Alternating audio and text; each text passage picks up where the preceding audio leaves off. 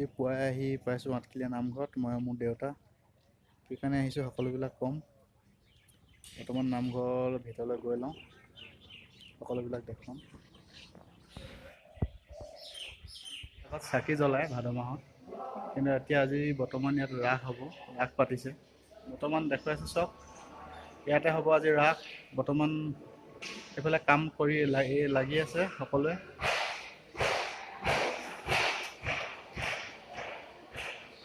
পুৱাই পুৱাই নামঘৰলৈ আহিলোঁ, দেউতাই চাকি জ্বলাই আছে।